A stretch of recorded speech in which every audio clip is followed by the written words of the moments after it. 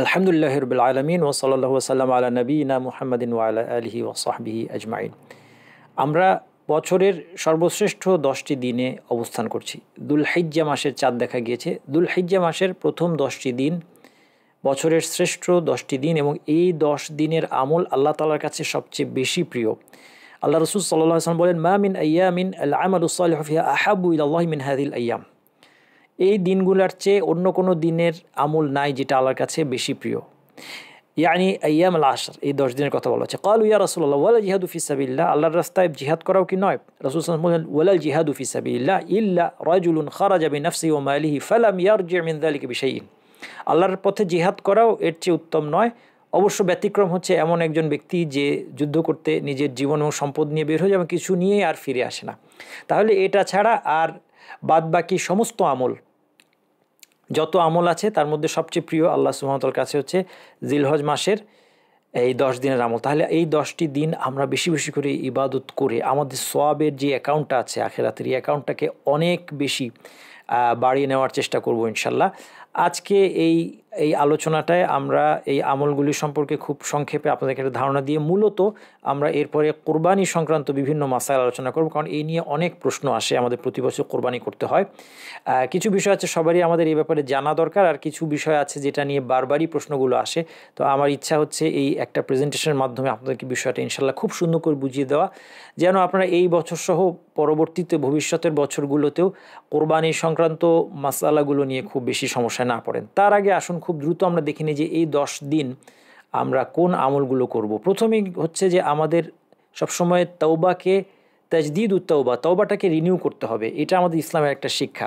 এই জন্য স্বয়ং রাসূলুল্লাহ সাল্লাল্লাহু আলাইহি সাল্লাম, যার সমস্ত গুনাহ আল্লাহ তাআলা ক্ষমা করে দিয়েছেন, তিনি পর্যন্ত অনেকবার ইস্তিগফার করতেন দিনের মধ্যে, এবং এই ইস্তিগফার করতে তিনি আমাদের শিখিয়েছেন। এই জন্য প্রত্যেকটা উপলক্ষে আমাদের সামনে যখনই কোনো উপলক্ষ আসবে, রমাদান আসলো অথবা বছরের শ্রেষ্ঠ 10টি দিন, এই জিলহজ মাসের দিনগুলো আমাদের আসলো, এই নতুন এক একটা সময় বা একটা বরকতময় সময়ে প্রবেশের শুরুটা আমাদের তওবা দিয়ে হওয়া দরকার। আমরা আবার আমাদের তওবাটাকে রিনিউ করে নেই, যে আমরা আল্লাহ সুবহানাহু ওয়া তাআলা যা কিছু অবাধ্যতা করেছি, তার আদেশ পালনে যা কিছু অবহেলা করেছি, এবং আমরা যা কিছু গুনাহ করেছি জেনে না জেনে, ছোট হোক বড় হোক, এই সব কিছু থেকে আমরা খাঁটি অন্তরে আল্লাহর কাছে তওবা করি।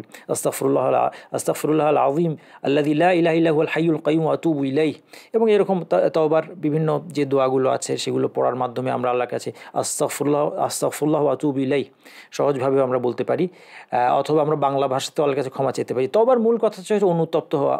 আমরা আমাদের অতীতের গুনাহগুলো, আমরা গুনাহ করি এবং তারপর ভুলে যাই। আমাদের উচিত এই অতীতের গুনাহগুলোকে স্মরণ রেখে লজ্জিত হওয়া, বারবার লজ্জিত হওয়া, অনুতপ্ত হওয়া। আমরা যদি না করতাম, এই আফসোসটা মনের মধ্যে আসতে হবে, এবং গুনাহটা বন্ধ করেছি আমরা এটা এনশোর করতে হবে, এবং দৃঢ় প্রতিজ্ঞ হতে হবে যে না, ভবিষ্যতে কখনোই আমরা এই গুনার দিকে ফিরে যাব না। এরপর ভবিষ্যতে কখনো আবার পদস্খলন হয়ে গেলে আবার তওবা করে নিব, কারণ আল্লাহ সুবহানাহু ওয়া তাআলার তওবার দরজা মৃত্যু পর্যন্ত অথবা কিয়ামত আসা পর্যন্ত খোলা থাকবে। তাহলে তওবা করার মাধ্যমে এই দিনগুলোতে আমরা প্রবেশ করব। দ্বিতীয় যে কাজটা, এই জিলহজ মাসের 9 দিন, অবশ্যই ঈদের দিনটা বাদ দিয়ে, কারণ জিলহজ মাসের 10 তারিখ হচ্ছে ঈদ, এই ঈদের দিনটা বাদ দিয়ে 9 দিন রোজা রাখা। হাদিসে এসেছে, কানা রাসূলুল্লাহ সাল্লাল্লাহু আলাইহি ওয়াসাল্লাম ইয়াসুমু তিসআ যিল হিজ্জা, জিলহিজ্জের 9টা দিন রাসূল সাল্লাল্লাহু আলাইহি ওয়াসাল্লাম রোজা রাখতেন, এরকম হাদিস এসেছে। কিন্তু হাদিসটার বিশুদ্ধতার বিষয়টা প্রশ্নবিদ্ধ। তো যেটা মনে হয় যে আসলে এটা নবী সাল্লাল্লাহু আলাইহি ওয়াসাল্লাম আমল হিসেবে যদিও বর্ণিত হয়েছে, কিন্তু এটা প্রতিষ্ঠিত হয়নি। কিন্তু সেটা না হলেও আমরা একটু আগে যে হাদিসটা দেখতাম যে এই 10 দিনের আমল আল্লাহর কাছে সবচেয়ে প্রিয়, সেই জেনারেল হাদিসের আলোকে আমরা বলতে পারি, তাহলে কেউ যদি এই 9 দিন রোজা রাখে তাহলে সে অনেক বড় সে সওয়াব লাভ করবে। এবং বিশেষত এর মধ্যে রয়েছে আরাফার দিনের রোজা। আরাফার দিনের রোজার সম্পর্কে হাদিসের মধ্যে এসেছে যে আগের এবং পরের বছরের গুনাহের কাফফারা হয়। সগীরা গুনাহ, অবশ্যই এখানে কবিরা গুনার কথা বলা হয়নি। সাধারণ মূলনীতি হচ্ছে যে নামাজের মাধ্যমে, অজুর মাধ্যমে, রোজার মাধ্যমে যে গুনাহ মাফের কথা এসেছে সেটা মূলত সগীরা গুনার ক্ষেত্রে প্রযোজ্য। আর কবিরা গুনাহ যেগুলো আছে, যেই গুনাহগুলো এমন, যেই গুনার জন্য আল্লাহ পাকের পক্ষ থেকে বিশেষ কোনো শাস্তির কথা বর্ণিত আছে দুনিয়া বা আখিরাতে, সেই গুনাহগুলো হচ্ছে কবিরা গুনাহ। এই কবিরা গুনাহগুলো থেকে আমাদেরকে অবশ্যই তওবা করে নিতে হবে। আর নামাজের মাধ্যমে, অজুর মাধ্যমে, রোজার মাধ্যমে, উমরার মাধ্যমে যে গুনাহগুলো মাফ হয় সেগুলো হচ্ছে সাগাইর, এবং সেখানে শর্ত দেওয়া হয়েছে ইদাজতুনিবাল কাবাইর, যদি বড় বড় কবিরা গুনাহগুলো থেকে বেঁচে থাকা হয়, তাহলে এই সমস্ত ইবাদতের মাধ্যমে ছোটোখাটো গুনাহগুলো আল্লাহ তাআলা মাফ করে দিয়েছেন। আল্লাহ তাআলা অনেক বড় অনুগ্রহ। তো এই গুনাহ মাফের একটা বড় সুযোগ হচ্ছে আরাফার দিনের রোজা, যেটা আমরা আমাদের বাংলাদেশের হিসাবে জিলহজ মাসের 9 তারিখ যেটা হয় সেটা সেই দিনই আমরা রাখবো। এই মতটা আমরা ফলো করতে পারি। এটা সৌদি আরবের বড় আলেমদের মত আছে, যে তার মধ্যে অন্যতম একজন হচ্ছে শেখ মোহাম্মদ বিন সালেহ আল উসাইমিন রহমতুল্লাহ আলাইহি। তার মত ছিল যে আরাফার দিনের রোজা সৌদি আরবে যেদিন আরাফার দিন সেই হিসেবে না, যার যার অঞ্চলে দিলহজ মাসের 9 তারিখে তারা এই রোজাটা রাখবে। তাহলে আমাদের যদি আজকে যত তারিখ সেই তারিখ হিসেবে 9 তারিখটা কবে হয় সেটা সেই দিনটা আমরা রোজা রাখতে পারি। আর যদি আমরা এই 9 দিনই রোজা রাখি, তাহলে এর মধ্যে আসলে যেটা সৌদি আরবে আরাফার দিন সেই দিনের রোজাটাও আমাদের রাখা হয়ে যাবে। কিন্তু যিনি একটা রোজা রাখতে চান তিনি আমাদের দেশের হিসাবে রাখবেন। তবে এটাও সাথে আমি বলে রাখি যে এই ব্যাপারে আলেমদের ভিন্ন মতও আছে। সুতরাং আপনার কাছে যে আলেম নির্ভরযোগ্য, তিনি যদি আপনাকে ফতোয়া দেন, আপনার কাছে নির্ভরযোগ্য আলেম তিনি যদি আপনাকে ফতোয়া দেন যে না আপনি সৌদি আরবের যেটি আরাফার দিন যেটা সেদিন রোজা রাখবেন, তাহলে সেটাও আপনি করতে পারেন। কারণ আপনি সাধারণ মানুষ, কোনো একজন নির্ভরযোগ্য আলেমের ফতোয়া অনুসরণ করে আমল করলে আমরা আমাদের দায় দায়িত্ব থেকে মুক্ত হয়ে যাব। এটা একটা গুরুত্বপূর্ণ মাসালা, মনে রাখবেন। এবং এটা নিয়ে কোনো অনেক মানুষ কনফিউশন তৈরি করে। সবার পক্ষে এটা কোনো দিন সম্ভব না যে কোরআন হাদিস গবেষণা করে, যেখানে আলেমরা পর্যন্ত মতভেদ করেছেন, সব জায়গায় গিয়ে আমি সঠিক মতে উপনীত হতে পারবো, এই ধারণাটাই ভুল। সুতরাং আমরা আমাদের সাধ্যমতো চেষ্টা করা, আমাদের সাধ্য কতটুকু, সাধ্যমতো আমরা একজন ভালো আলেমের খোঁজ করতে পারি। তিনি যখন আমাদেরকে একটা ফতোয়া দিয়ে দিবেন, তখন সেটা মানা ছাড়া তো আমাদের উপায় নাই। এই জন্য আমি বলবো যে এই বিষয়গুলো নিয়ে আমাদের মুসলিম ভ্রাতৃত্বের বন্ধনে যেন কোনো ভাঙন না ধরে। সুতরাং কোনো একজন আলেম ফতোয়া দিয়েছেন যে সৌদি আরবে যেদিন আরাফার দিন সেটা আমাদের জিলহজ মাসের 8 তারিখ হবে, সেই দিন আপনাকে রোজাটা রাখতে হবে, রাখেন, কোনো অসুবিধা নাই। আমি যদি আরেকজন আলেমের একজন ভালো আলেমের ফতোয়া অনুযায়ী আমাদের দেশের 9 তারিখে রোজা রাখি, সেটাও হবে, তাতেও কোনো অসুবিধা নেই। মোট কথা, আমরা এগুলো নিয়ে মারামারি না করে আমরা ভালো কাজে আমাদের সময়টাকে ব্যয় করি। আমরা এই 9টা রোজাই রাখার চেষ্টা করি। আর যদি বিশেষ করে আরাফার দিন রোজা কোনোভাবে মিস না হয়, আগের 1 বছর পরের 2 বছরের সগীরা গুনাহ থেকে আমাদের মুক্তির একটা উপায়। তার মানে এই না যে আমরা এটাকে অবহেলা করবো, আমরা এটাকে এইভাবে নিব না যে ঠিক আছে আমাদের সব গুনাহ মাফ হয়ে গেছে, এখন আমরা ইচ্ছামতো গুনাহ করি। কারণ ইচ্ছামতো গুনাহ করার এই যে এই মানসিকতাটাই আমার ক্ষমা লাভের পক্ষে কিন্তু একটা বাধা হয়ে দাঁড়াতে পারে। কারণ আল্লাহ সুবহানাহু ওয়া তাআলা আমাকে ক্ষমা করবেন এই ধরনের একটা আশ্বাস দিয়েছেন, কিন্তু তিনি একদম ক্ষমা আমাকে করবেনই এবং অন্য কোনো কারণে আমার কোনো গুনাহ হবে না, আমার কোনো শাস্তি হবে না, এরকম কোনো গ্যারান্টি কিন্তু নাই। অন্য একটা কারণে কিন্তু শাস্তি হতে পারে। আমার যে এই যে কেউ যদি এরকম বেপরোয়া চিন্তাভাবনা করে যে আমার তো গুনাহ মাফ হয়ে গেছে, এখন আমি ইচ্ছা মতো গুনাহের কাজ করি, এই বেপরোয়া চিন্তাটাই আল্লাহর কাছে একটা কবিরা গুনাহ হিসেবে গণ্য হতে পারে এবং সেটার কারণে আল্লাহ অনেক বড় শাস্তি দিতে পারেন। সুতরাং আমরা আল্লাহ সুবহানাহু ওয়া তাআলার সাথে এই ধরনের কোনো গেম যেন না খেলি যে আমার কয়টা ভালো কাজ হলো, কয়টা গুনাহ আমি করতে পারি, অনেকগুলো ভালো কাজ, অনেকগুলো নেকি আসছে, এখন অনেকগুলো খারাপ কাজ আমার করার সুযোগ আছে না। এইরকম চিন্তাভাবনাটাই ভুল। এইরকম চিন্তাভাবনা পরিত্যাগ করে আমরা সমস্ত গুনাহ থেকে পরিত্যাগ করার সাধ্যমতো চেষ্টা করব। এর পাশাপাশি এই আমলগুলো বেশি বেশি করে করব, যেন কোনো গুনাহ হয়ে গেলেও সেটা এই নামাজের মাধ্যমে, ওযুর মাধ্যমে, উমরার মাধ্যমে, আশুরার রোজার মাধ্যমে, আরাফার দিনের রোজার মাধ্যমে যেন আর কোনো কিছু বাকি না থাকে, একদম সমস্ত গুনাহ থেকে পরিচ্ছন্ন হয়ে আমরা যেন আল্লাহ সুবহানাহু ওয়া তাআলার কাছে ফিরে যেতে পারি।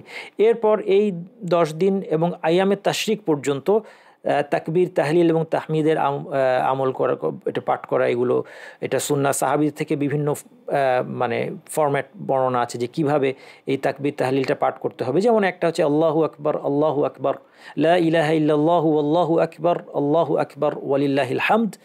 এটা একটাই আমি বললাম। এটা ছাড়াও সাহাবীদের থেকে অনেক ধরনের তাকবীর পাওয়া যায়, যে যেটা পাঠ করবেন সেটাই ভালো। এই তাকবীরগুলো এই কয়েকদিন বেশি বেশি করে পাঠ করা, এটা আমাদের জন্য সুন্নাহ। হজ এবং উমরা পালন করা অবশ্যই, কিন্তু এটা তো এখন যারা হজে যাওয়ার তারা, অথবা হজ উমরা করতে যারা গিয়েছেন তারা চলে গিয়েছেন, আমরা যারা যেতে পারিনি এবার, তাদের আর এখন যাওয়ার কিছু নাই। এবং এই কয়েকদিনে আমরা দান সদকা এবং অন্যান্য সমস্ত ভালো কাজ বেশি বেশি করে করবো, কারণ আমরা একটু আগে দেখলাম যে এই দিনের ভালো কাজগুলো আল্লাহ তাআলার কাছে সবচেয়ে বেশি প্রিয়। এবং আমরা যাদের সাধ্য আছে, সামর্থ্য আছে, আমরা কুরবানি করব। আজকের আমাদের এখন থেকে নিয়ে বাকি আলোচনা হচ্ছে কুরবানির মাসলা মাসাইল সম্পর্কে, এবং আমার মনে হয় আপনারা ইনশাআল্লাহ এনজয় করবেন এই আলোচনাটা। এই আলোচনাগুলো ভালো লাগবে এবং আমি এমনভাবে এটা সাজিয়েছি আপনারাও এনজয় করবেন এবং আপনার বাচ্চাদেরকেও দেখাবেন। আপনার বাচ্চারা এই প্রেজেন্টেশনটা শুনলে তারা কোরবানির মাসলা মাসাইল শিখে যেতে পারবে। প্রথম প্রশ্ন হচ্ছে যে কোরবানি কি ওয়াজিব না সুন্নাতে মুআক্কাদা? আমাদের হানাফি মাযহাবে কোরবানিকে ওয়াজিব বলা হয় এবং বড় ইমামদের মধ্যে ইমাম ইবনু তাইমিয়া রহমতুল্লাহ আলাইহি, যেটা অন্য মাযহাবের ইমামদের কথা বলছি, কারণ ইমাম ইবনু তাইমিয়া হচ্ছে হাম্বলি মাযহাবের, উনিও কিন্তু এই মতটাকে, হানাফি মাযহাবের মতটাকে সমর্থন করেছেন। কারণ ইবনু তাইমিয়া রহমতুল্লাহ আলাইহির মতো ইমামদের মধ্যে, তাদের মধ্যে অনেক উদারতা ছিল যে আমার মাযহাবে যেটা বলছে এটাই মানতে হবে এমন না। তারা অনেক বড় ইমাম ছিলেন, তারা কোরআন হাদিসের দলিল দেখে সিদ্ধান্ত নিতে পারতেন। তিনি সিদ্ধান্ত নিয়েছেন হানাফি মাযহাবের এই মতটাই সঠিক, যে কোরবানিটা হচ্ছে ওয়াজিব এবং এটার পক্ষে শক্তিশালী দলিল আছে। যে হাদিসের মধ্যে মান ওয়াজাদা সাআতান ফালাম ইউদাহি ফালা ইয়াকরাবান্না মুসাল্লানা, যে সামর্থ্য আছে যার, তারপরেও সে যদি কোরবানি না দেয় সেজন্য না আমাদের নামাজের যেই জায়গা, ঈদের নামাজের জায়গার কাছেও না আসে, এই ধরনের একটা হাদিস আছে। কিন্তু এই হাদিসটাও আসলে বিশুদ্ধতার বিষয়টা প্রশ্নবিদ্ধ। এই জন্যই অন্যান্য মাযহাবগুলোতে এটাকে সুন্নাহ মুআক্কাদা হিসেবে গণ্য করা হয়েছে, অর্থাৎ এটা ওয়াজিব না, এটা না করলেও তারা বলছেন যে এটা না করলেও গুনাহগার হবে না। সামর্থ্য থাকার সত্ত্বেও, সামর্থ্য না থাকলে তো প্রশ্নই আসে না, কিন্তু সামর্থ্য থাকার সত্ত্বেও যদি কেউ না দেয় সে কি গুনাহগার হবে কি না এটাই প্রশ্ন। তারা বলছেন এটা গুনাহগার হবে না। যাই হোক, আমরা আমার মনে হয় আমরা এই ডিবেটের মধ্যে না গিয়ে, কেন আমরা সামর্থ্য থাকলে দিব না, আমাদের যদি সামর্থ্য থাকে আমরা যদি একটা কোরবানি করি আল্লাহর রাস্তায়, এটা অনেক বড় একটা ইবাদত। এবং এইখানে সবচেয়ে বড় যে জিনিসটা খেয়াল রাখতে হবে, আমরা কোরবানি দেওয়ার জিনিসটা কিন্তু টাকা পয়সার সাথে বা দান সৎকার সাথে প্রাইমারি রিলেটেড না। এটার মধ্যে অনেক বড় একটা শিক্ষা আছে যেটা আমরা অনেকে মিস করে যাই, সেটা হচ্ছে তাওহীদ। কোরবানি দেওয়ার ইন্না সলাতি ওয়া নুসুকি ওয়া মাহইয়ায়া ওয়া মামাতি লিল্লাহি রাব্বিল আলামিন, আমার নামাজ, আমার কোরবানি, আমার জীবন এবং মরণ, এই সব কিছু আল্লাহ তাআলার জন্য। ফাসল্লি লিরাব্বিকা ওয়ানহার, আল্লাহর জন্য নামাজ পড়ো এবং কুরবানি করো। নামাজের সাথে কুরবানিকে যুক্ত করে দিয়েছে। আল্লাহর জন্য কুরবানি করা, শুধুমাত্র আল্লাহর জন্য এই পশুর রক্ত আমি প্রবাহিত করলাম, এটার মধ্যে যে তাওহীদ আছে। আর আরেকজন একটা বিধর্মী, সে তার দেবতার জন্য পশু বলি দেয়, এটার মধ্যে যে শিরক আছে, এটা খুব ইম্পর্টেন্ট। এটার মধ্যে জান্নাত এবং জাহান্নামের পার্থক্য, তাই না? আপনার এই তাওহীদের কারণে আপনি কোনো দেবতার উদ্দেশ্যে, অন্য কোনো মানুষ বা কারো উদ্দেশ্যে আপনি পশুটা কোরবানি না দিয়ে একমাত্র আল্লাহর সন্তুষ্টির উদ্দেশ্যে যখন এই পশুর রক্ত প্রবাহিত করেন, কোরবানিটা দেন, তখন এর দ্বারা আপনি তাওহীদ বা একত্ববাদী হওয়ার কারণে আপনি জান্নাতের যোগ্য হন। ঠিক এটাই যখন কেউ একটা দেবতার জন্য দেয় বলি, তখন সে চিরস্থায়ী, জাহান্নামে চিরস্থায়ী হওয়ার যোগ্য হয়। আল্লাহ সুবহানাহু ওয়া তাআলা আমাদের সবাইকে হেদায়েত দেন এবং আল্লাহ তাআলা এই নিয়ামতের শুকরিয়া আদায় করতে তৌফিক দান করে, যে তাওহীদের শিক্ষা আমরা পেয়েছি এটা যেন আমরা বাস্তবায়ন করতে পারি। তাহলে এই কোরবানির মধ্যে এই তাওহীদের বিষয়টা কিন্তু অনেক বড় আল্লাহর কাছে। তাওহীদের বিষয়টা এত বড় যে তাওহীদের উপর থাকার কারণে আল্লাহ সুবহানাহু ওয়া তাআলা সমস্ত গুনাহ ক্ষমা করেন। এই বিষয়ে অনেকগুলো হাদিস আসছে। এই জন্য এই কোরবানির কাজটা, টাকা পয়সার হিসাবটা বড় কথা না এখানে। এই জন্য দেখেন, কোরবানির পশু থেকে যিনি কোরবানি করে তার জন্য ওই পশু থেকে খাওয়া সুন্নাহ। যদি টাকা পয়সার বিষয়টা এখানে মুখ্য হতো তাহলে বলা হতো যে সে খাবে কেন, সে সবটা দিয়ে দিবে, কিন্তু না।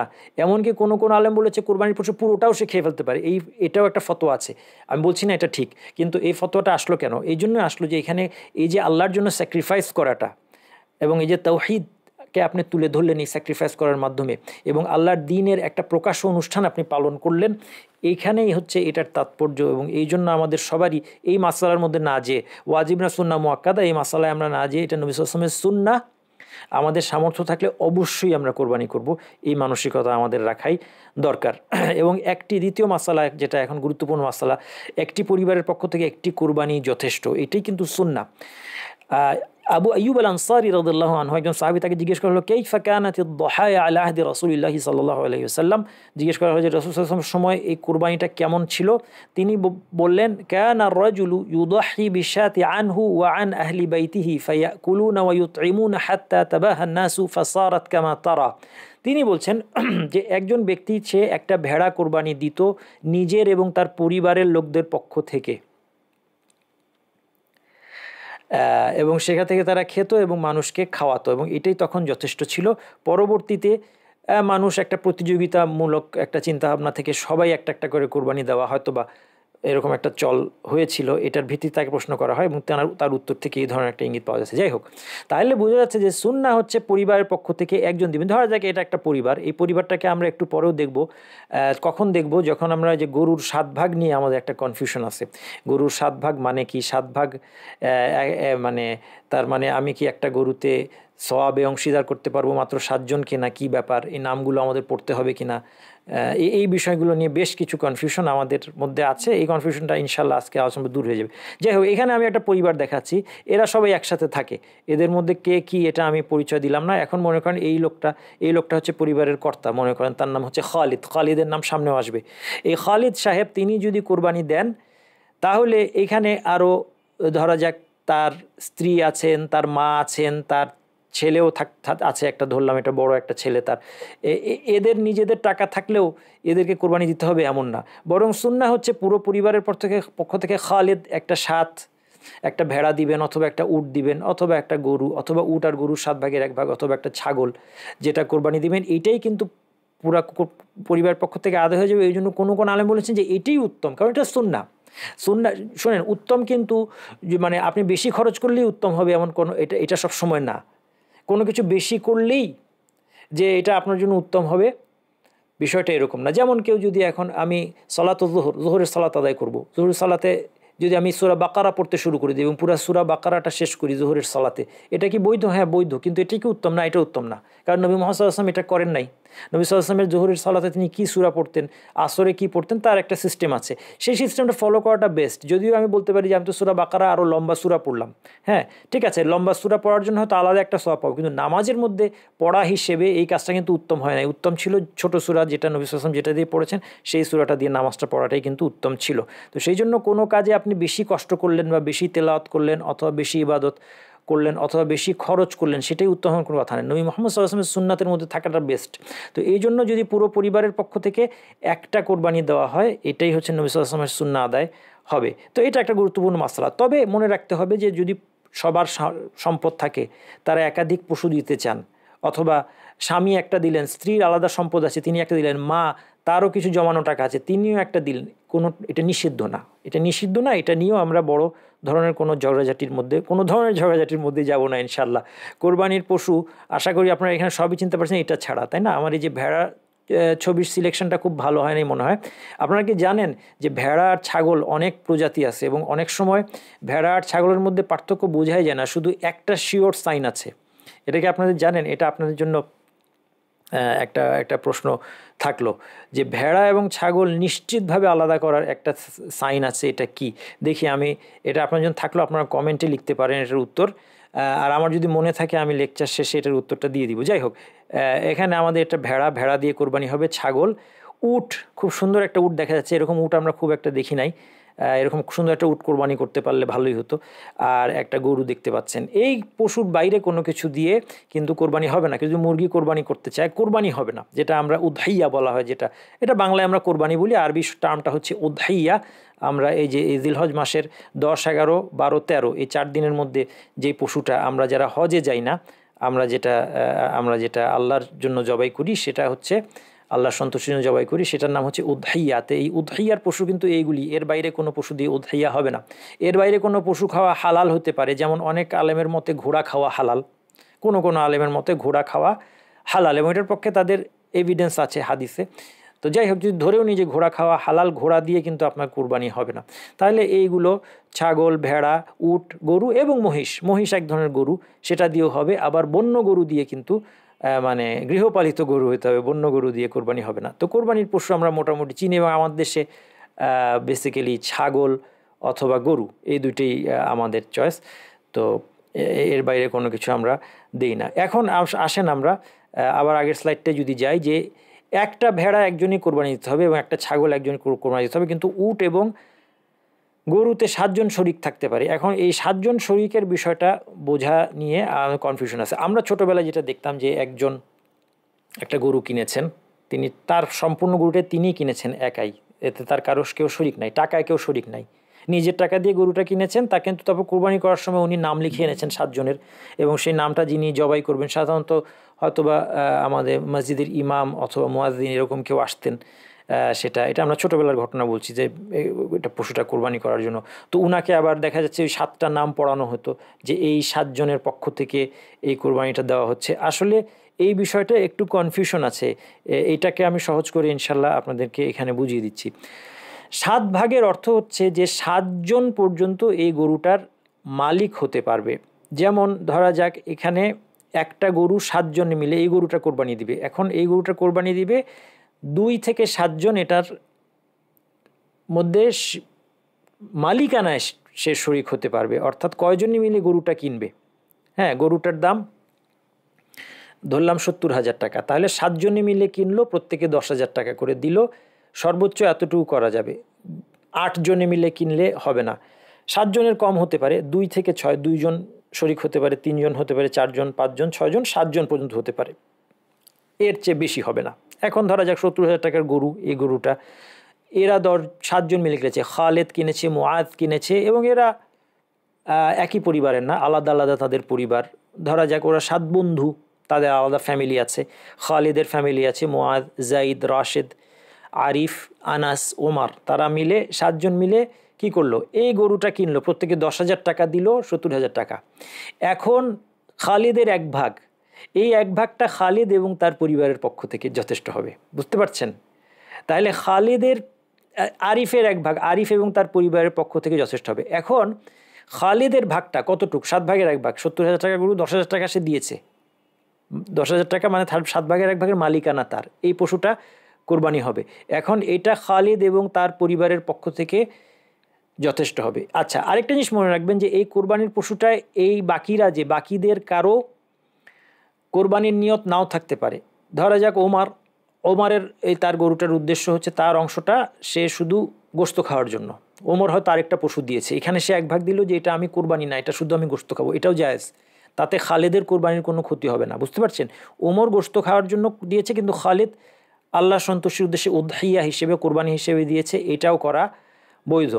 এখন দেখেন যে খালিদের অংশটা এই 7 ভাগের 1 ভাগটার মধ্যে সে কয়জনকে শরিক করতে পারবে এটা নিয়ে কোনো টেনশন নাই, তাইলে কয়জনকে সওয়াবে শরিক করবে এর টেনশন নাই, কারণ এটা খালিদ এবং তার পরিবারের পক্ষ থেকে যথেষ্ট হবে, এবং খালিদের পরিবারে অনেক লোক থাকতে পারে। এখন দেখেন, মনে করেন এটা খালিদের পরিবার, এটা হচ্ছে খালিদ, ঠিক আছে, তারপরে ইনি হচ্ছেন খালেদের স্ত্রী, এ হচ্ছে মনে করেন খালেদের ছেলে, ছেলেটা বড় হয়ে গেছে, ওর একটা নাম দেই, মনে করেন ওর নাম দিলাম ইব্রাহিম। এখন খালিদের ছেলে ইব্রাহিম, সেও রোজগার করে, সেও কিছু কিছু মাসে ইনকাম করে। আচ্ছা, এরপরে ধরেন আপনার খালেদের স্ত্রী, উনারও মোহরানার টাকা আছে, বাবার জমি বিক্রি থেকে উনি টাকা পেয়েছেন। এটা খালেদের ছোট ছোট মেয়েরা এবং খালেদের ছোট ছেলে, ছোট মেয়েদেরও অনেক স্বর্ণালঙ্কার থাকতে পারে গিফট হিসেবে, দেখা যাচ্ছে ওইটার দামও অনেক। আর উনি হচ্ছেন খালেদের মা, উনারও কিছু সম্পত্তি জমানো আছে, সবাই সম্পত্তি আছে, তারা একটা পরিবার। এই পুরো পরিবারের থেকে এই সবার সামর্থ্য আছে, কিন্তু যেটা বললাম পুরো পরিবারের পক্ষ থেকে যে খালেদের একটা ভাগ, ওই 70,000 টাকার গরুতে 10,000 টাকার একটা ভাগ, এটাই পুরো পরিবারের পক্ষ থেকে কুরবানি আদায় হবে। তাহলে যদিও খালেদের ছেলে ইনকাম করছে, কিন্তু ছেলে এখনও বাবার সাথে থাকে, তাইলে ছেলের জন্য আলাদা কোরবানি দিতে হবে না। অথবা স্ত্রী, তার টাকা আছে জমানো, তার আলাদা দিতে হবে না, মাকে আলাদা দিতে হবে না, হ্যাঁ, ছোট মেয়েদের তাদের কিছু গয়নাগাটি আছে, সেখান থেকে আলাদা দিতে হবে না, তাহলে পুরো পরিবারের পক্ষ থেকে একটা দিলেই হবে। এবং এটাই সুন্নাহ, যেটা আমরা আবু আইয়ুব আল আনসারী রাদিয়াল্লাহু আনহু হাদিস থেকে যেটা আমরা শিখতে পারলাম। তাহলে এখন দেখেন এই পরিবারের সদস্য কয়জন, 1 2 3 4 5 6 7, এই 7 মিলার কি কোনো দরকার না, পরিবারের সদস্য 70 জন হইলেও তার অসুবিধা নাই। খালেদ, কারণ এখানে খালেদ তার পরিবার পক্ষ থেকে বলতে বোঝানো হচ্ছে সওয়াবে শরিক করবে সে কয়জনকে, সওয়াবে শরিক করার ক্ষেত্রে আপনার কোনো সীমা নাই। তার প্রমাণ হচ্ছে নবী মুহাম্মদ সাল্লাল্লাহু আলাইহি সাল্লাম কোরবানি দিয়েছিলেন, কোরবানি দেওয়ার সময় বলছেন আল্লাহুম্মা তাকাব্বাল মিন মুহাম্মদ ওয়া আলি মুহাম্মদ ওয়া মিন উম্মতি মুহাম্মদ, যে এই কোরবানিটা আপনি কবুল করেন হে আল্লাহ মুহাম্মদ থেকে, মুহাম্মদ পরিবার এবং মুহাম্মদ উম্মত, নবী মুহাম্মদ সাল্লাল্লাহু আলাইহি ওয়াসাল্লাম পুরো উম্মতের পক্ষ থেকে কোরবানি দিয়েছেন। উম্মতে তো অসংখ্য লোক, সওয়াবে শরিক করতে কোনো বাধা নেই, যত খুশি লোককে আপনি করতে পারেন। যেমন আমরা এখন একটা লোক বাড়াই, এখানে সদস্য বাড়াই, ধরেন এখানে এই লোকটাকে কি বলবো, এই লোকটা তার পরিবারে থাকে, পর্দার সমস্যা যেন না হয়, যেহেতু একসাথে সবাই দাঁড়িয়েছে, ধরে নিলাম এই লোকটা হচ্ছে ইব্রাহিমের মামা। ইব্রাহিমের মামা মানে কি, খালেদের শ্যালক, ধরেন স্ত্রী তার ভাই, তো তাহলে আর আপনার না হলে আপনারা বলবেন যে এখানে তো পর্দার সমস্যা হয়ে গেল, তাহলে আর পর্দার সমস্যা হচ্ছে না। এখন পরিবারের সদস্য সংখ্যা 8 জন, এই পুরোটাই কিন্তু খালেদ এবং তার পরিবারের পক্ষ থেকে কোরবানি আদায় হয়ে গেল। এবং এর মধ্যে খালেদের যে শ্যালক আছে, সেই শ্যালক যেহেতু এই পরিবারে থাকছে, মনে করেন সে এই পরিবারে থেকে পড়াশোনা করে, সে ইনকাম করে না, অথবা মনে করেন সে এই পরিবারের সাথে থাকে কিন্তু সে তার নিজেরও কিছু ইনকাম আছে, তাতেও কোনো অসুবিধা নেই। এরা একটা আহলে বাইত, এই পুরো আহলে বাইতের পক্ষ থেকে একটা কোরবানি কি হবে, একটা কোরবানি যথেষ্ট হবে। আচ্ছা, এখন মনে করেন একটু আগে বললাম যে খালেদ তার সওয়াবে অনেককে শরিক করতে পারবে। খালেদ নিয়ত করলো যে আমার এই কোরবানিটা আমার পরিবার এবং আমার আত্মীয় স্বজনের পক্ষ থেকে, তাহলে কি হবে মনে করেন এখন এই যে দেখেন সওয়াবে শরিক করার নিয়ত করেছে, সে নিয়ত করেছে যে খালেদ তার পরিবার এবং তার জীবিত এবং মৃত আত্মীয়দের পক্ষ থেকে কোরবানিটা দিচ্ছে, সে নিয়ত করেছে মনে মনে যে আমার, সে যদি কোরবানির সময় এটা নাও বলে এটা অসুবিধা নেই, এই মাসালাটা আমরা দেখবো সামনে।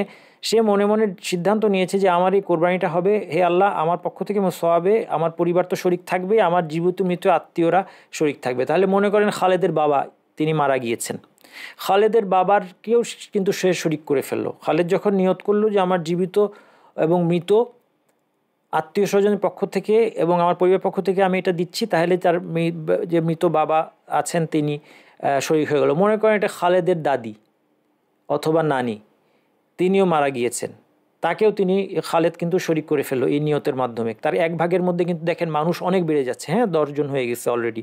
তারপরে মনে করেন খালেদের একটা বোন আছে, এই বোনটা জীবিতই আছে, এটা মৃত না, উনি জীবিত আছেন কিন্তু উনি খালেদের সাথে থাকেন না, উনি হয়তো বা আরেক দেশে থাকেন অথবা আরেক জেলায় থাকেন, তাকেও সে তার নিয়তের মাধ্যমে শরিক করে ফেলতে পারে। মোট কথা আপনি আপনার সওয়াবে কয়েকজনকে শরিক করবেন এটার কোনো সীমা নাই। সীমা হচ্ছে এই জায়গায় যে গরুটার মালিকানায়, গরুটা কেনার সময় যে শেয়ার করেছেন সেখানে গরু বা উট হলে 7 জন পর্যন্ত শেয়ার করতে হবে, 7 জনের বেশি হবে না। আর যদি ভেড়া বা ছাগল হয় তাহলে একজনই কিনতে হবে। ঠিক আছে, আশা করি আমি এটা বুঝাতে পারলাম। এখন দেখেন একটা সমস্যার কথা বলি, যে মনে করেন এই একটা পরিবার, এই পরিবারে কে আছেন, ধরেন এই ভাই আছেন খালেদ এবং খালেদের স্ত্রী, এবং আরেক ভাই আছেন আরিফ। মনে করেন 2 ভাই, খালেদ আরিফ 2 ভাই, তারা একসাথে থাকে, তাদের মাকে নিয়ে থাকে, মা আছেন, একই পরিবারে থাকেন, একই বাসায় তারা বসবাস করছেন। এই ছাগলটার দাম 10,000 টাকা, তারা কোরবানি দিতে চাচ্ছেন। মিনিমাম একটা ছাগল কিনতে 10,000 টাকা লাগবে, কিন্তু মা এখন ইনকাম করেন না আর ছেলেরা ইনকাম করে, দুজনের যে সংসার খরচ বাদে বাড়তি টাকা দেওয়ার মতো, ছাগল কেনার দেওয়ার মতো দুজনের 5,000 টাকা করে আছে। খালেদের 5,000 টাকা আছে, আরিফের 5,000 টাকা আছে। এখন 5,000 5,000 10,000 টাকা দিয়ে তারা এই ছাগলটা কিনলে কি হবে? আপনারা উত্তর দিবেন যে না, হবে না, তাদের কোরবানি দেওয়ার কোনো উপায় নাই। কারণ আমরা একটু আগে বলেছি যে ছাগলে তো আর 1 ভাগের বেশি হয় না, ছাগল বা ভেড়ায় 1 ভাগের বেশি হয় না। গরু হলে একটা কথা ছিল, কিন্তু ছাগলটা 10,000 টাকা, 2 ভাই 5,000 টাকা দিয়ে ছাগলের শরিক হলে কোরবানি হবে না। কিন্তু আমি আপনাদেরকে একটা বুদ্ধি শিখিয়ে দিচ্ছি যে এখানেও সারা কোরবানিটা দিতে পারবে কিভাবে। দেখেন আমি একটা বুদ্ধি শিখিয়ে দিই। ওরা 5,000 করে মাকে দিবে এবং দিয়ে বলবে যে মা আমরা আপনাকে 10,000 টাকা দিলাম, 5,000 আপনি 10,000 টাকা দিয়ে ছাগল কিনে পরিবার আপনার এবং পরিবারের পক্ষ থেকে আপনি কোরবানি দিয়ে দেন, তাহলে হয়ে গেল। তাহলে এখানে আসলে মূল কোরবানি দাতা হচ্ছেন মা, কিন্তু তিনি যেহেতু নিজের এবং পরিবারের পক্ষ থেকে দিয়ে দিলেন, তারা একসাথে থাকে, তাহলে তাদের কোরবানিটা হয়ে গেল। অথবা এখানে খালিদ আরিফকে 5,000 টাকা দিয়ে বলতে পারতো যে ভাইজান তুমি এই 10,000 টাকা নাও, তুমি 10,000 টাকা নিয়ে একটা ছাগল কিনে তোমার এবং তোমার পরিবারের পক্ষ থেকে কোরবানি দিয়ে দাও, তাহলে সবার কোরবানি আদায় হয়ে গেল। তাহলে বুঝতে হবে যে এখানে এই ছাগলটা কেনার আগে একজনকে এই 10,000 টাকার মালিক বানিয়ে দিলে আর আমাদের এই সমস্যাটা থাকবে না। এভাবে করে আমরা আসলে একটা ছাগল দিয়েও একটা পরিবারের কোরবানি হওয়া সম্ভব, কিন্তু মনে রাখতে হবে যে একজনকে, যে কোনো একজনকে এই টাকার মালিক বানাতে হবে, তারপরে তিনি তার এবং তার পরিবারের পক্ষ থেকে কোরবানিটা দিবেন। একটা গুরুত্বপূর্ণ মাসালা আছে, যিনি কোরবানি দিবেন তিনি জিলহজ শুরু হলে কোরবানি পর্যন্ত নখ চুল কাটা থেকে বিরত থাকবেন। হাদিসে এসেছে রাসূলুল্লাহ সাল্লাল্লাহু আলাইহি ওয়াসাল্লাম বলেছেন মান কানা লাহু যিবহুন ইয়াযবাহুহু ফাইযা উহিল্লা হিলালু যিল হিজ্জাতি ফালা ইয়াখুযান্না মিন শা'রিহি ওয়ালা মিন আযফারিহি শাইআন হাত্তা ইউদাহি। কারো যদি একটা কোরবানি পশু থাকে যেটা সে কোরবানি করতে চায়, তাহলে যখন জিলহজ মাসের চাঁদ দেখা যাবে তখন থেকে শুরু করে সে কুরবানি দেওয়া পর্যন্ত সে যেন তার চুল বা নখ থেকে কোনো কিছু না কাটে। চুল কাটবে না, চুল অথবা পশম কাটবে না গায়ের কোনো অংশে, এবং নখ কাটবে না কুরবানি দেওয়া পর্যন্ত। তাহলে এই মাসালাটা মনে রাখতে হবে, এটা আমাদেরকে মেনে চলতে হবে। ধরা যাক উনি কোরবানি দিবেন, খালিদ, এখানে দেখাচ্ছে এই যে খালিদ কোরবানি দিবে, খালিদ কোরবানি দিচ্ছে কিন্তু তার পরিবারের পক্ষ থেকে। সুতরাং খালিদ এই কোরবানি দেওয়া পর্যন্ত, জিলহজ শুরু হলে কোরবানি দেওয়া পর্যন্ত নখ কাটতে পারবে না, চুল কাটতে পারবে, কিন্তু পরিবারের বাকিরা কাটতে পারবে, কোনো অসুবিধা নাই। এই জন্য খালিদকে আমি লাল রং করে দিয়েছি। এটা বাকিদের জন্য প্রযোজ্য না, শুধুমাত্র কার জন্য প্রযোজ্য? খালিদের জন্য, কারণ কোরবানিটা খালিদের। যদিও তিনি তার পরিবারের পক্ষ থেকে দিচ্ছেন, আত্মীয় স্বজনের পক্ষ থেকে দিচ্ছেন, অর্থাৎ সওয়াবে বাকিদেরকে শরিক করছেন, কিন্তু বাকিদের চুল কাটা, নখ কাটা এগুলো নিষেধ হবে না। কোরবানির পশুর যে সমস্ত ত্রুটি থাকতে পারবে না, হাদিসে মৌলিকভাবে 4টি ত্রুটির কথা এসেছে। আরবাউন লা তাজুজু ফিল আদাহি আল আওরাউ বাইয়িনুন আওয়ারুহা ওয়াল মারিদাতু বাইয়িনুন মারাদুহা ওয়াল আরজাউ বাইয়িনুন যালুহা ওয়াল কাসীরু আল্লাতী লা তুনকি। রাসূল সাল্লাল্লাহু আলাইহি ওয়াসাল্লাম বলেছেন 4টা পশু। 1 নম্বর হচ্ছে এই 4টা পশু দিয়ে কোরবানি হবে না, তিনি বলে দিয়েছেন। একটা হচ্ছে আল আওরাউ বাইয়িনুন আওয়ারুহা, যেই পশুর একটা চোখ স্পষ্টতই নষ্ট চোখ। সাধারণত এখানে ছবিটা দেখতে একটু খারাপ লাগছে, কিন্তু বোঝার জন্য এনেছি, কারণ আমাদের তো আসলে হয়তো গরু ছাগল দেখে অভ্যাস নাই, তো এই জন্য আমরা বুঝতে পারি না যে স্পষ্ট চোখ নষ্ট বোঝা যায়। একটা লক্ষণ হচ্ছে এরকম একটা লাম্প থাকে চোখের উপরটায়, এটা একদম স্পষ্টত এই পশুর চোখ নষ্ট। অথবা একটা গর্ত থাকতে পারে, সেই গর্ত মানে তার চোখটা নাই আর কি, ওটা বসে গিয়েছে, চোখের কোটরটা বসে গিয়েছে, চোখে অক্ষি গোলক নাই, এটাও স্পষ্টতই তার চোখই নাই, চোখ দেখবে কীভাবে, নষ্ট। সেই ক্ষেত্রে এই ধরনের পশু দিয়ে কোরবানি হবে না। কিন্তু যদি এমন হয়, আর যদি 2টা চোখই নষ্ট হয়, তাহলে তো মিনবাবি আউলা, অর্থাৎ সেটা কোরবানি না হওয়াটা আরও বেশি যুক্তিযুক্ত, যদি একটা চোখ না থাকলেই, নষ্ট হইলেই যদি কোরবানি না হয়। কিন্তু যদি এমন হয় চোখে ছানি আছে বা সাদা, ছানি জাতীয় কিছু আছে, হয়তো সে দেখতে পায়, নিশ্চিত না, তাহলে সেটা দিয়ে কোরবানি হয়ে যাবে। তবে সেটাও না থাকাটাই অবশ্যই উত্তম। 2 নম্বর যে পশুটা নবী সাল্লাল্লাহু আলাইহি ওয়াসাল্লাম নিষেধ করেছেন সেটা হচ্ছে আল মারিদাতু বাইয়িনুন মারাদুহা, যেটা স্পষ্টত রোগাক্রান্ত, অর্থাৎ তার রোগটা একদম বাহ্যিক, এমন না যে ডাক্তার আসলে শুধু বুঝতে পারে, এছাড়া বোঝা যায় না। বোঝা যাচ্ছে যে সেটা অসুস্থ একটা পশু, এবং সেই অসুস্থতার কারণে সে ঘাস খায় না, সে অন্য পশুর সাথে চড়ে ঠিকভাবে খাচ্ছে না, পানি পান করছে না ঠিকভাবে, অথবা তার প্রকাশ্য তার চর্মরোগ আছে যেটা বাইরে থেকে দেখা যাচ্ছে। এই ধরনের স্পষ্ট রোগাক্রান্ত পশু, যেই রোগের কারণে তার গোশতের কোয়ালিটির উপর এফেক্ট হবে, এই ধরনের পশু কোরবানি করাও কিন্তু নিষিদ্ধ, এটা দিয়ে কোরবানি হবে না। 3 নম্বর যেই পশুটা দিয়ে কোরবানি হবে না সেটা হচ্ছে আল আরজাউ বাইয়িনুন যালউহা, যেই পশুটা খোড়া, স্পষ্টত খোড়া হওয়ার অর্থ হচ্ছে যে সে অন্য পশুর সাথে হেঁটে সে তাল রাখতে পারে না, অন্য পশুগুলো তাকে রেখে এগিয়ে যায়, সে তাল রাখতে পারে না, তার মানে সে স্পষ্টতই খোড়া। কিন্তু যদি এমন হয় যে সে মনে হচ্ছে তার একটু খোড়া নিয়ে আছে, কিন্তু সে তার হাঁটা চলায় কোনো অসুবিধা, অন্য পশুর সাথে সমান তালে হাঁটতে, তাহলে অসুবিধা নেই। এবং এই ধরনের স্পষ্টত খোড়াপুরিতে কোরবানি হওয়া যদি না হয়, তাহলে যেই পশুর পাই নাই সেটা দিয়ে অবশ্যই কোরবানি হবে না। 4 নম্বর হচ্ছে অতি দুর্বল পশু ওয়াল কাসীরু আল্লাতী লা তুনকি, মানে যেই পশুটার মধ্যে, হাদিসের ভাষার অর্থ হচ্ছে যে পশুটা এতই দুর্বল যে এটার হাড়ের মধ্যে কোনো মজ্জাই নাই, হাড়ের মজ্জা পর্যন্ত শুকিয়ে গেছে। আমি একটা এক্সাম্পল হিসেবে একটা পশু এনেছি, খুব অস্বাভাবিকভাবে পশু, যে পশুটা দেখলে আপনার দুর্ভিক্ষের কথা মনে হয়, এই ধরনের দুর্বল পশু দিয়ে কোরবানি হবে না। আর এছাড়া এমনিতে যে কোনো রকমের ত্রুটি থেকে মুক্ত হওয়াটাই উত্তম, যত সুন্দর পশু এবং ত্রুটিমুক্ত পশু হবে তত বেশি উত্তম। আর এই 4 প্রকার পশু দিয়ে কোরবানি হবে না, এটা নিশ্চিত। এরপরে প্রশ্ন হচ্ছে যে জবেহ করার সময় কি বলবে। এখানে 3টা কথা আমি নিয়ে এসেছি, আরও কিছু কথা হাদিসের মধ্যে আছে, কিন্তু বেশি কমপ্লিকেটেড করব না। খুব সহজে আপনারা যদি মনে রাখতে চান যে বিসমিল্লাহ বলে কোরবানি করলেই কোরবানি হয়ে যাবে, ছুরি চালানোর সময় বিসমিল্লাহ বললেই কোরবানি হয়ে যাবে, এই জন্য এটা লাল রং করে দিলাম যে এটাই যথেষ্ট। সাথে ওয়াল্লাহু আকবার বলা উত্তম, না বললে কোরবানি হবে, ক্ষতি নাই। বিসমিল্লাহ না বললে তো কোরবানি হবে না, কিন্তু বিসমিল্লাহ সাথে ওয়াল্লাহু আকবার। এখানে হচ্ছে যদি বিসমিল্লাহ বলতে কেউ ভুলে যায় তাহলে কোরবানি হয়ে যাবে। যদি ভুলে যায়, অনেকগুলো পশু কোরবানি করছে, একটা পশু সে বিসমিল্লাহ বলতে ভুলে গিয়েছে, সে জানে, ইচ্ছা করে ত্যাগ করেনি, ভুলে গিয়েছে, তখন তার কোরবানিটা হয়ে যাবে। এই মতের বিস্তারিত আলোচনায় আমি যাচ্ছি না, আমি পড়াশোনা করেই বলছি, এই মতটা আপনারা ফলো করতে পারেন। এটা বড় বড় আলেমদের মত আছে যে কোরবানিটা হয়ে যাবে, যদিও এখানে কিছু মতভেদ আছে, মানে ফিকহি মাসালা এগুলো মতভেদ মুক্ত হয় না, কিন্তু এই মতটা আপনারা ফলো করতে পারেন যে যদি ভুলে যায় কেউ বলতে, কোরবানি করে ফেলবে, হায় আমি তো বিসমিল্লাহ বলি নাই মনে হয়, বা ভুলে গিয়েছি, তখন পশুর কোরবানিটা হয়ে যাবে। কিন্তু যাই হোক, মনে রাখতে হবে যে বিসমিল্লাহ বলাটা কি, বাধ্যতামূলক। ওয়াল্লাহু আকবার এটা বললে ভালো, না বললে ক্ষতি হবে হবে না কোনো। এবং এটাও বলা যেতে পারে লাস্ট যে কথাটা আছে, আল্লাহুম্মা তাকাব্বাল মিন খালিদ ওয়া মিন আলি খালিদ। খালিদ কোরবানি দিচ্ছে সে বলবে, অথবা যে কোরবানি দিচ্ছে সে বলবে আল্লাহুম্মা তাকাব্বাল মিন খালিদ ওয়া মিন আলি খালিদ, আল্লাহ আপনি খালিদ এবং অথবা খালিদ এবং খালিদের পরিবার পক্ষ থেকে এটা কবুল করেন। এটা কি সে নিয়তটা মুখে বলছে? তা না, এটা নিয়ত মুখে বলা না, এটা স্বতন্ত্র একটা অনুষ্ঠান। যেমন আমরা নামাজের শুরুতে আল্লাহু আকবার বলি, সেরকম কোরবানির সময় এই দোয়াটা করা, এটা একটা দোয়া বা জিকির, কোরবানির সময় করাটা এটা উত্তম, এটা না করলেও কোনো ক্ষতি হচ্ছে না। সুতরাং এটা যদি নাও বলা হয়, মনে মনে খালিদের নিয়ত আছে এই কোরবানি হচ্ছে আমার এবং আমার পরিবার পক্ষ থেকে, তাহলেই হবে, এটা বলতে হবে, এটা জরুরি না। এটা হচ্ছে জবে করার কি বলবে। কোরবানির গোশতের ভাগ কীরকম হবে আমাদের দেশে প্রচলিত আছে, এবং এর পক্ষে কিছু হাদিসও পাওয়া যায় যে ভাগ 3 রকম হবে। নিজের জন্য 1 ভাগ রাখবে, 1 ভাগ সাদাকা করবে, এবং 1 ভাগ হাদিয়া দিবে উপহার হিসেবে। সাধারণত মানুষ দেখা যায় আমাদের আত্মীয় স্বজনের কাছে পাঠায়। এইভাবে যদি ভাগ করেন ভালো, কোনো অসুবিধা নেই। কোনো কোনো হাদিসে বর্ণনা আছে, যদিও হাদিসগুলোর দুর্বলতা আছে, কিন্তু তারপরেও এটা হাদিসের মধ্যে এসেছে। তো মৌলিক ব্যাপার হচ্ছে যে এটা ভাগ করা যাবে, কোনো অসুবিধা নাই। এবং এক্ষেত্রে শুধু একটা জিনিস খেয়াল রাখবেন, যদি হাদিয়া দেন 3 ভাগের 1 ভাগ শুধুমাত্র মানে যারা সামর্থ্যবান তাদেরকে না, খুঁজে খুঁজে আপনার দরিদ্র প্রতিবেশী যদি থাকে, দরিদ্র আত্মীয় স্বজন, তাদের কাছে এই হাদিয়াটা পাঠাবেন। আর সদাকা বলতে বোঝাচ্ছে যে একদম ফাকির, সে হাত পেতেছে, তাদেরকে দিবেন, এটা হচ্ছে সদাকা।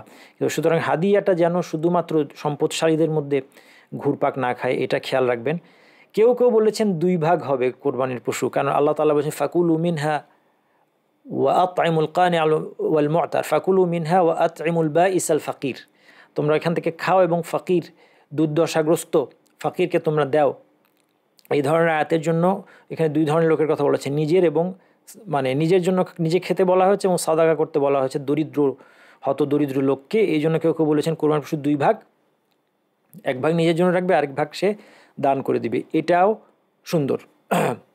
এরপর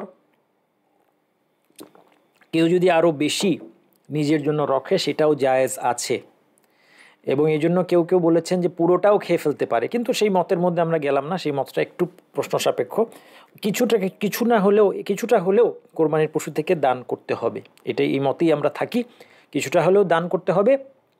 আর এটা সবাই করে, একটা পশুর সমস্ত গোশত একা খেয়ে ফেলে এরকম মানে মানুষ কে আছে? এরকম মানুষ আমাদের সমাজে কি দেখা যায়? আমি দেখিনি। তো যাই হোক, এই যেভাবে ভাগ করেন ইনশাল্লাহ। আর যদি এর চেয়ে বেশিও কেউ নিজের জন্য রাখতে চায়, যেটা আমরা বললাম অর্ধেকের বেশিও চাইলে সে রাখতে পারে, এটা নিষিদ্ধ নয়। কোরবানির গোশত বা চামড়া কসাইয়ের পারিশ্রমিক হিসেবে দেয়া নিষেধ। কোরবানির যে গোশত এবং চামড়া যা কিছু আছে খেয়াল রাখবেন। দেখেন, কোরবানির গোশত আপনার জন্য খাওয়া বৈধ, কিন্তু বিক্রি করা বৈধ না, কারণ এটা আল্লাহর জন্য, এটা এটা এটা এটা বিসর্জন হয়ে গিয়েছে আল্লাহর জন্য। এখন এই জন্য এটার কোনো অংশের আর মালিকানা আপনার কার্যকর নাই। যখন কোরবানিটা দিয়ে দেওয়া হয়ে গেল বা কোরবানির পশুটা কোরবানির জন্য নির্ধারিত হয়ে গেল, তখন আর এটার কোনো অংশ কেনা বেচা করাটা বৈধ না। এই জন্য যখন আপনি যদি কসাইয়ের সাথে আপনি চুক্তি করেন যে কসাইয়ের রেট হচ্ছে 12,000 টাকা, আপনি বললেন যে তোমাকে 10,000 টাকা দিব আর চামড়াটা দিয়ে দিব, এটা অবৈধ। কারণ তার মানে আপনি চামড়াটা 2,000 টাকায় বিক্রি করলেন, কিন্তু আপনি তাকে 12,000 টাকাই তার পাওনা পুরোটাই দিলেন, তারপরে তাকে যাওয়ার সময় একটা প্যাকেট দিয়ে বললেন যে নাও তুমি গোশতটাও নিয়ে যাও, এটা জায়েজ। এবং যাকে আপনি গোশতটা দান করেছেন বা চামড়াটা দান করেছেন তার জন্য বিক্রি করা বৈধ, সে এটা বিক্রি করতে পারবে। আপনি অনেকে যে কোরবানির গোশতটা নিয়ে যে বিক্রি করে ফেলে, এটা তার জন্য কিন্তু জায়েজ। একজন দরিদ্র লোক আপনাদের গোশত কালেক্ট করেছে, তাকে এটা খেতেই হবে এমন না। সে যখন এটার মালিক হয়ে গেছে, সে মালিক হয়ে যাওয়ার পরে এখন সে নিয়ে এটা বিক্রি করতে পারে, কিন্তু আপনি বিক্রি করতে পারবেন না। তেমনি চামড়াটাও যাকে দিয়েছেন সে এটা চাইলে বিক্রি করতে পারে। আমাদের সর্বশেষ মাসালা হচ্ছে কোরবানির সময় ঈদের সালাতের পর থেকে শুরু করে 13ই দুলহিজ্জার সূর্যাস্ত পর্যন্ত, অর্থাৎ 4 দিন 3 রাত্রি। আপনি 10 তারিখ যেটা ঈদের দিন এবং ঈদের রাত আপনি পাচ্ছেন, তার পরের দিনটাও পাচ্ছেন। আইয়ামে তাশরিক যেটা বলা হয় 3টা দিন, 11, 12, 13। 11 তারিখ দিন এবং রাত আপনি পাচ্ছেন, 12 তারিখ দিন এবং রাত। এবং রাতে কোরবানি দেওয়াটাও বৈধ, দিনে দেওয়াটা উত্তম, রাতে কোরবানি দেওয়া বৈধ, নিষেধ নয়। এবং 13 তারিখে সূর্য ডুবলেই 13 তারিখ শেষ হয়ে যাবে, সেই জন্য আরবি হিসেবে 13 দিনটা শেষ হয়ে যায়, সূর্য ডুবার সাথে সাথে নতুন দিন শুরু। এই জন্য 13 তারিখে সূর্য ডুবার আগেই কোরবানিটা করতে হবে, এরপরে আর কোরবানির সময় অবশিষ্ট থাকবে না। আমাদের আলোচনা এতটুকুই। আশা করি আমি আপনাদের কোরবানি সংক্রান্ত মাসলা মাসাইলগুলোর মোটামুটিভাবে জিজ্ঞাসাগুলোর উত্তর দিতে পেরেছি। আল্লাহ সুবহানাহু ওয়া তাআলা আমাদেরকে এই 10টি দিনে কুরবানি করা সহ অন্যান্য ইবাদত পূর্ণোদ্যমে করে আমরা যেন আমাদের ক্ষমা আল্লাহ তার কাছ থেকে অর্জন করতে পারি এবং আমাদের আখিরাতে সওয়াবের অ্যাকাউন্টে অনেক সওয়াব জমা করতে পারি। এই তৌফিক আল্লাহ তাআলা আমাদের দান করুন। সুবহানাকাল্লাহু ওয়া বিহামদিকা আশহাদু আল্লা ইলাহা ইল্লা আনতা আস্তাগফিরুকা ওয়া আতুবু ইলাইক।